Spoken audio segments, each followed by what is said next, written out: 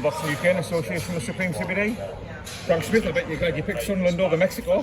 Hey, what a night. But we haven't seen Mexico yet, so Mexico could outdo this. Do not miss it, live on the zone. Well, I mean, it depends when this goes out. If it goes out tomorrow, you've missed it.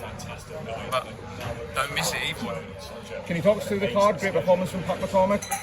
Spectacular performance. You know, we always knew how good Pat McCormick was. He just had to show it, and we had to deliver the right fights. That was a real step up against Miguel Parra, and he can go all the way. You know, undoubtedly he can win a world title.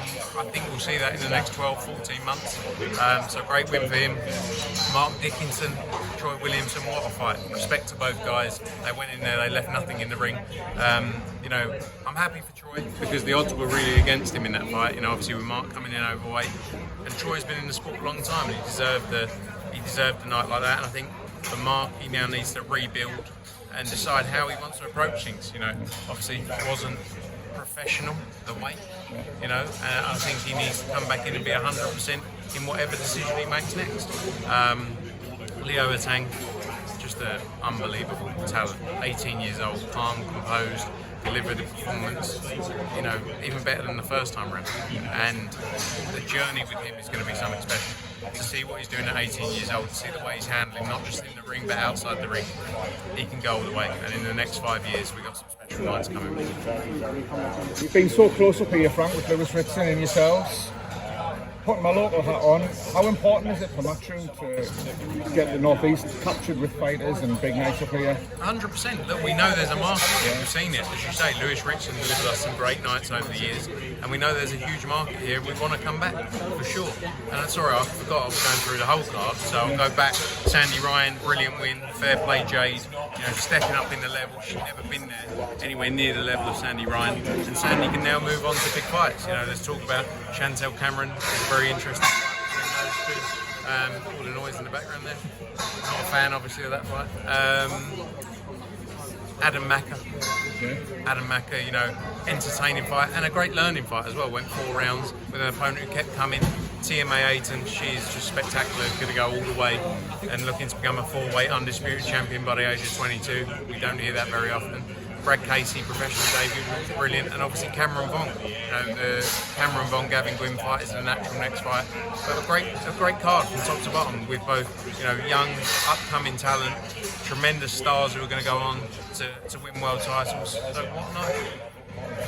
Fair to say, Frank, there was a little bit of criticism with this card, but these are the cards we need in this country, aren't we? To build those stars and to get those names out there. Yeah, look, and I think, you know, we had 1,500 people in here tonight, packed out. We sold out in just a couple of weeks, and I kind of think, and I do listen. I see what people say. You know, we could have gone to the bigger arena and had 3,000 in a 5,000 seater or a 7,000 seater. I'd rather do this. Yeah. You know, the atmosphere in here was spectacular tonight, and I think these are the kind of nights we need. We've got it at York Hall as well with Conway Liddard. So yeah, it was good. The obvious questions first.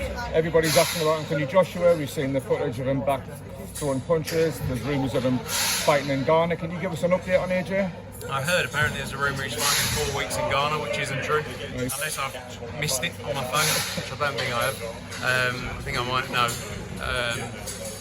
But we'll see him back out early part of next year. You know, and he's in the driving force, as I say. You know, he's going to be the one calling the shots, and there's big fights ahead for Anthony Joshua. Bit of a fun one. Which was the most controversial in the Boxing News top 50?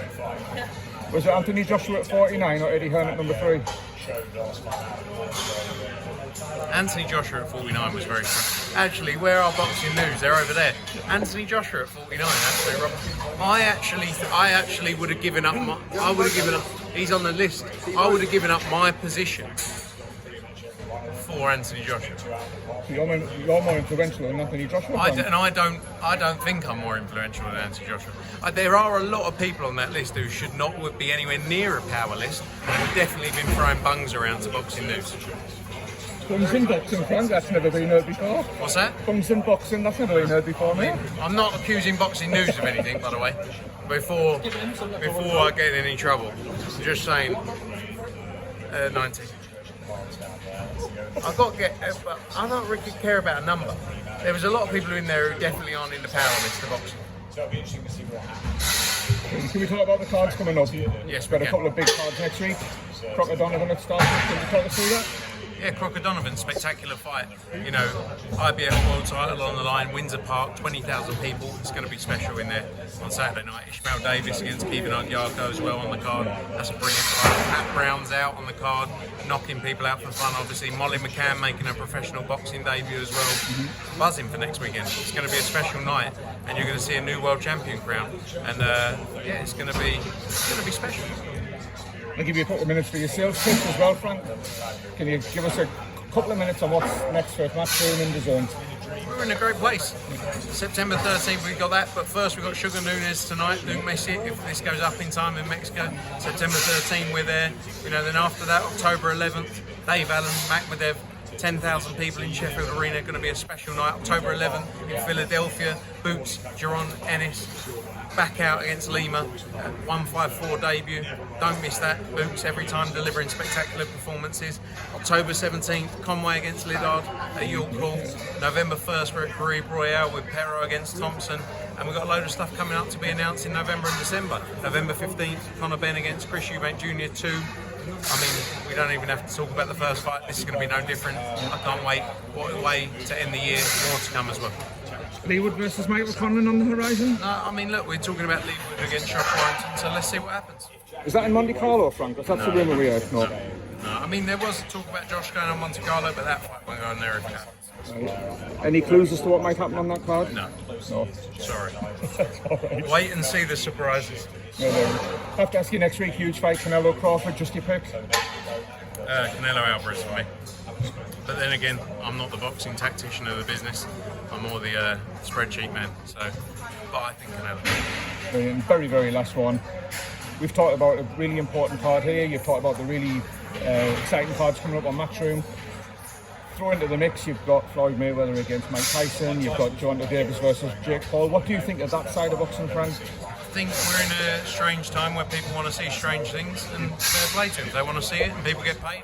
Happy days, good luck to them. You know, who are we to question it? I don't think Floyd Mayweather against Mike Tyson happens when it comes around. Yeah.